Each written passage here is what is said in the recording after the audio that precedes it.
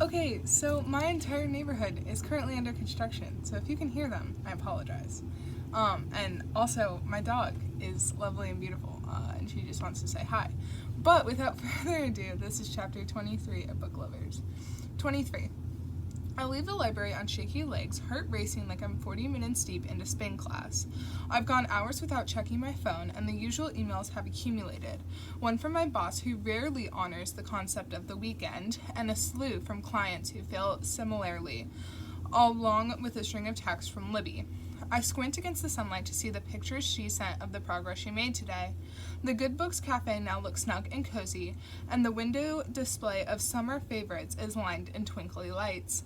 In most of the pictures, Sally stands off to one side beaming, but in one wonky shot that includes a good portion of someone's thumb, Libby stands with arms flung wide and a huge smile on her face, silky pink bun lopsided atop her head.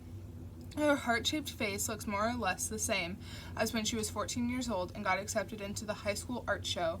Proud, confident, capable. Even with all the weirdness between us, it makes me so happy to see her like that.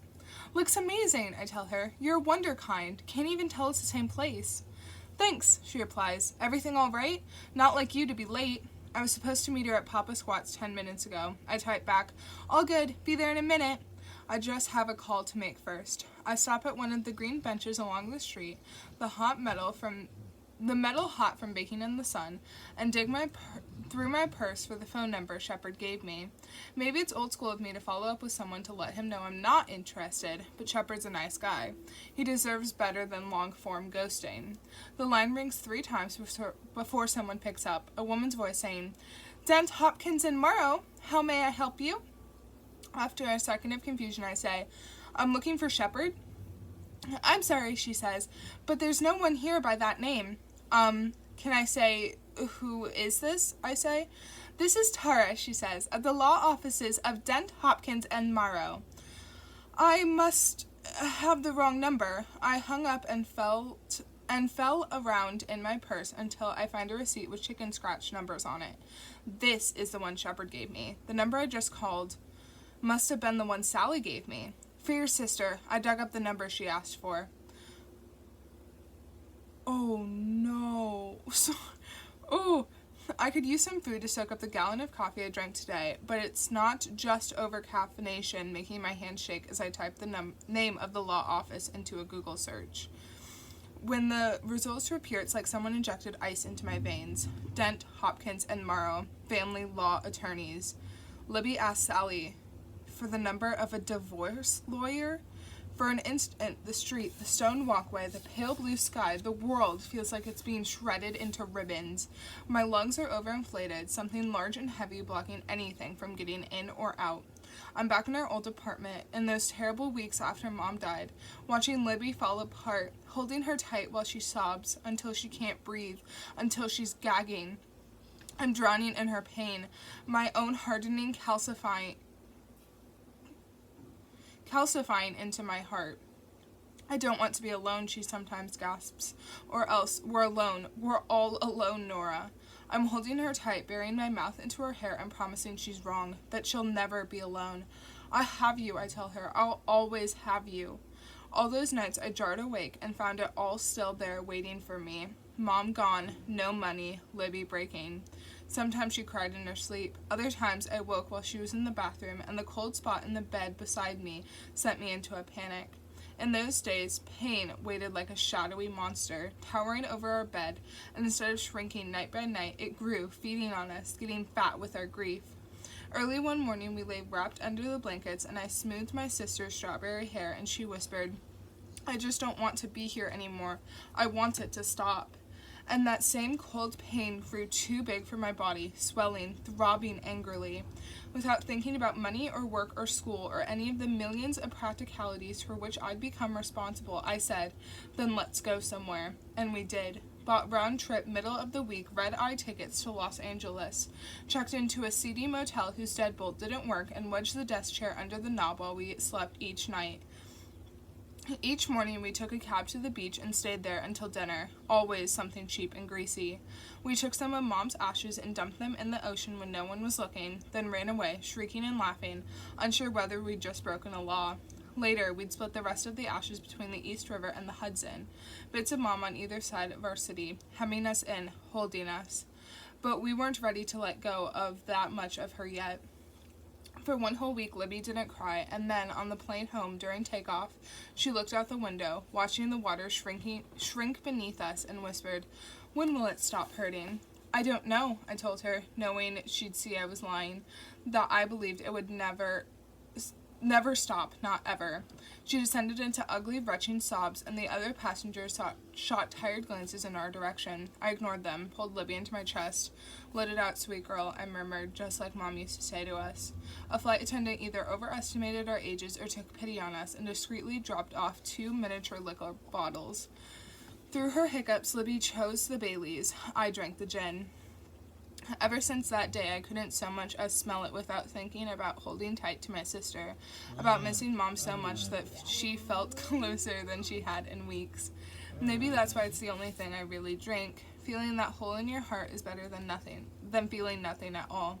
I blink clear of the memory, but the pain in my chest, the ache deep in my hands, doesn't let up. I sink into the hot metal of the bench and count out the seconds of my inhalations, matching them to my exhalations. That was the last trip Libby and I took. It was the last trip I've taken, period, aside from that one ill-fated weekend in Wyoming with Jacob. Once I got our debt under control, I started setting money aside here and there so I could take Libby somewhere amazing, like Milan or Paris, when she graduated from college. Once she'd had all kinds of ambition, but after we lost Mom, it seemed like all that dried up. She stopped helping out at Freeman's and cycled through a few other potential career paths, but none of them held her attention. I spent her college years over her shoulder, pushing her, reading her essays for her, making her flashcards.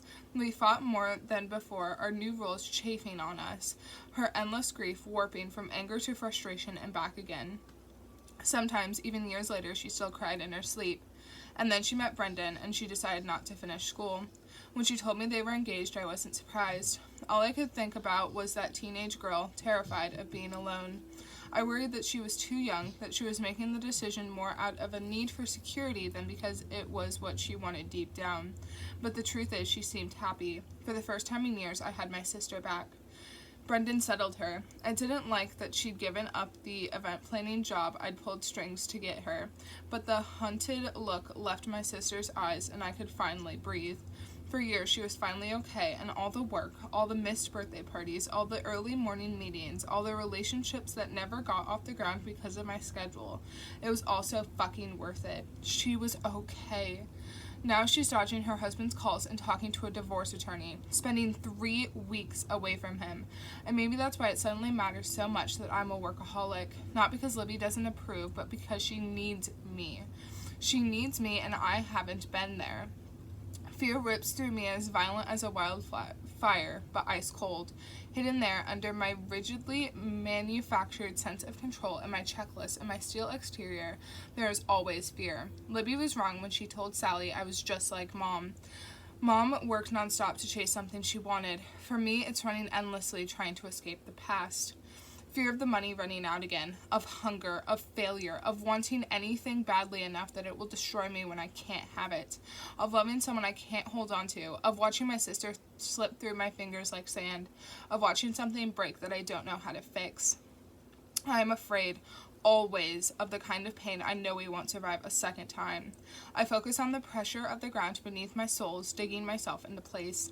One by one, action items slide into a tiny column in my mind. Find the best divorce lawyer money can buy. Find Libby an apartment she can afford on her own, or else one we can share with the girls. Could we all fit in Charlie's rent-stabilized place? Get a counselor to help her through this. Possibly hire a hitman, or maybe not a hitman, but at least someone who can exact minor revenge. Drinks thrown in Brendan's face, keys dragged up the side of his car, depending on what exactly happened, hard as it is to imagine him doing anything but staring lovingly at Libby while rubbing her swollen feet.